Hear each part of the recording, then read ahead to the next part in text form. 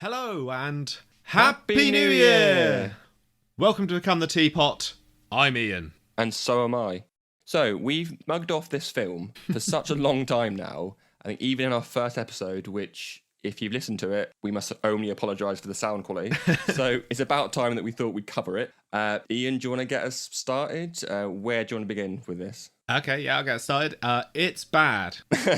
Right, should we move on to the comics? Yeah, let's do it. No, it's so stupid, this film. Like, it's just, watching it is bafflingly bad. This came out, right, 2009, so the year after Iron Man and The Dark Knight. Mm-hmm. Like, compare it to those as films and see how incompetent it actually is. Yeah, it is. It's such a slow film. There are action scenes, but they're not... There's action throughout, but it's nonsensical. Yeah, it's not worth the wait, is it? It's really boring. The opening montage, I think, is great. The first sort of fighting through the walls thing, I would love to see that as the main plot as the film. Or in the film, even. I just don't understand why they didn't use it as the main plot. Well, I mean, I don't think it would have been that interesting. It would have been just a montage of people fighting in various wars. For some reason, a couple of Canadians fighting in a bunch of American wars.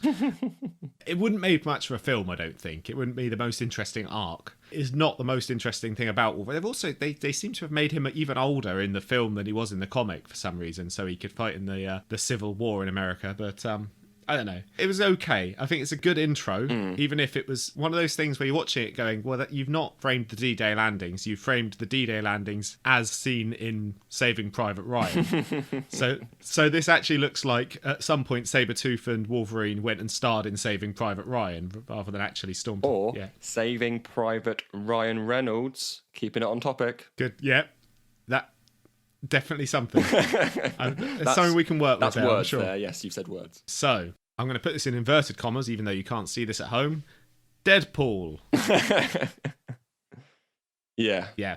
Right, first of all, I hate it. That's, I do quite like Ryan's portrayal at the start. He's got that sort of, the Ryan sort of charm, I guess, and he's the Merc with the mouth. He plays Ryan Reynolds. Yeah, it's the Merc with the mouth. He comes on, he plays Ryan Reynolds, and he's got agility powers, and he cuts bullets in half. Yeah. In the contents of this film, and I don't enjoy saying those words, but I do kind of get the whole idea of Stryker would bond him with other powers, because... that would explain how he got the power to heal. So they could have worked that in, and that could have been good. If it was just that, and then the blades for arm things, if it was that and the blades, I could kind of forgive the blades out of his arms, because the blades are kind of like his staple weapon in the comics. Yeah, but not blade arms. Yeah, but then again, at the end of the film, they could have had them taken out, and then he could have gone back to swords. So that one I can kind of forgive. But what I can't forgive is the power to teleport, the power to do the optic blasts, and sewing up his mouth.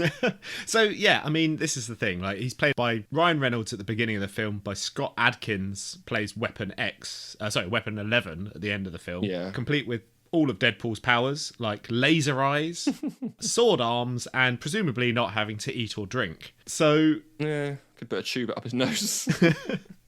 So, yeah, like you say, it's just... I mean, teleportation was one of Deadpool's things, but it was tech-based. He, like swords were. He could teleport around because he had a little personal teleporter. Interesting. The same way he could body slide. That was a whole Cable and Deadpool thing. We'll get onto that in 4 weeks' time. But yeah, I mean, other than that, you have Ryan Reynolds basically playing who he played in Blade 3 at the beginning of this film. And then you have a sort of faceless, nameless goon at the end of this film who they gang up and beat up. And that is it. That was it. Like, really, really bad. It's kickstarting Ryanuary well, isn't it? Well, yeah.